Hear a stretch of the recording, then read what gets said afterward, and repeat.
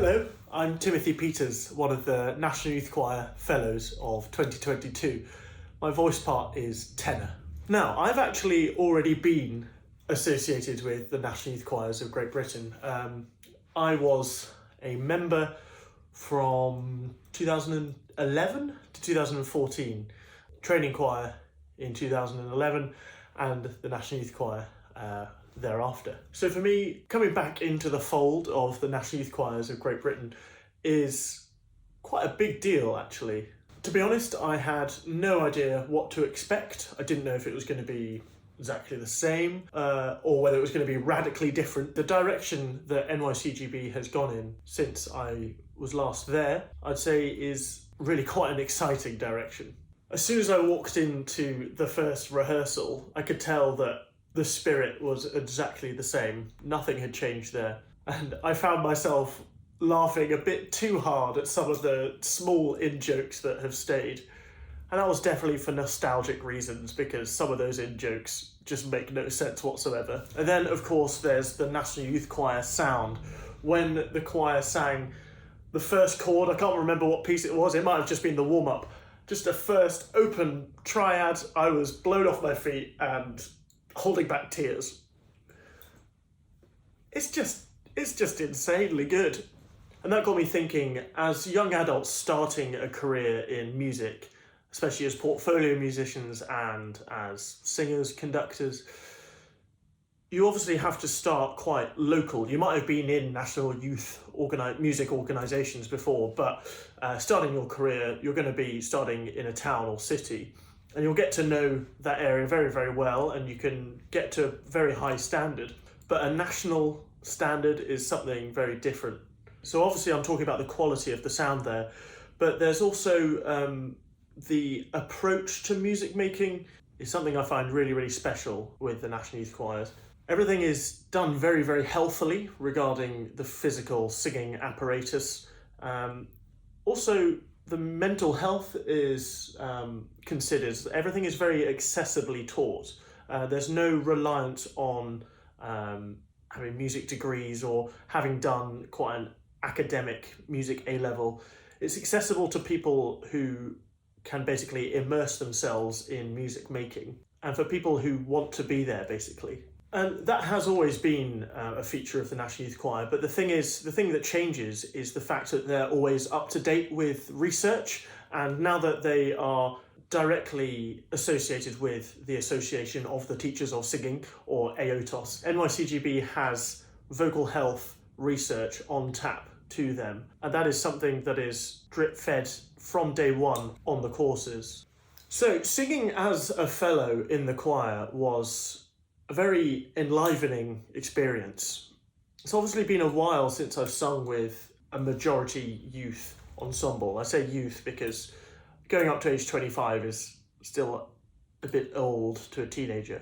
I'm 26 for reference. And singing with these younger voices, there's a very vibrant sound that everybody has. And that's something important to add about NYCGB, is that everybody is encouraged to sing with their unique instrument. Nobody's instruments have to be moulded to fit the ensemble. The musicianship and the musicality is brought into different areas of the ensemble. It's not about changing your apparatus. So this meant that everybody had a really interesting, exciting sound. And actually that's something I remember from when I was in the choir as a member. I remember thinking, I want to sound like you, or I want to sound like you. But actually I've learned that you get paid as a singer to have your own voice and not to mimic other people. To be able to experience and witness firsthand the sheer range of different vocal colours and timbres that the singers in the Swingles can achieve was mind-boggling, to be frank. Obviously I've heard their music recorded before, and we've all heard lots of different types of singing in the music industry and in classical singing. But to see it changing note by note by note, piece by piece, over the few days on the course and in the concert was a flood of information that I am still interpreting to this day. And it's important to say here that they are big advocates for vocal health too. None of this shouting or belting or breathy tone was produced unhealthily. And I mean, this is proven by the fact that they sing concerts day after day, especially on tour and in long recording sessions. Having chatted to them and to Nikki Kennedy, our AOTOS representative on NYCGB, and learning how to sing these styles healthily has been a really fun journey for me. I've experimented with non-classical singing in my own music, but I'm now keen to invest in a few lessons and try out some more non-classical forms of vocal production. So it's safe to say the Until It's Gone gig and the course has really planted a seed in my mind. So a short while after the Until It's Gone gig, I went and observed the boys choir course, and we were in Leighton Park School in Reading for that one. I really loved observing the boys choir course. I was very much there with my singing teacher hat on and my youth conducting hat on, because NYCGB really lead the way with what we call cambiata repertoire, which is repertoire commissioned and written especially for the changing voice. It was also really interesting to see how the choir leaders navigated these changing voices in the ensemble. At no point was there any pressure to sing in an unhealthy way. Of course, this is super important when your body's going through any kind of physical change.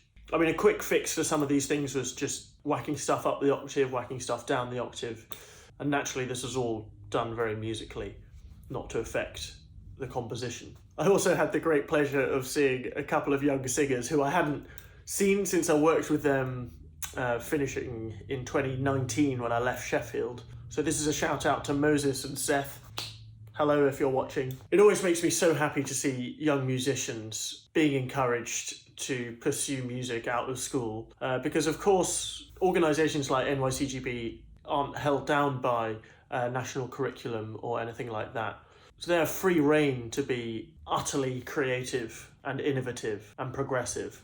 I guess some closing words on this vlog is to say that the existence of NYCGB makes me so happy because I know that they are radically inclusive and progressive with this sort of traditional form of music making. And to see the sheer calibre of these young musicians, whether that be who I saw on the boys choir or these young professional, in many cases, musicians in National Youth Choir, it just gives me a lot of hope for the future of music in Great Britain. I don't just mean the quality of the music, I mean the attitude around music and the cultures that exist around traditional forms of music making. I know that NYCGB are leading the way in modernising this, and for any form of culture to exist in the present and into the future, it needs to stay relevant. And what NYCGB are doing with their young musicians is more relevant than ever.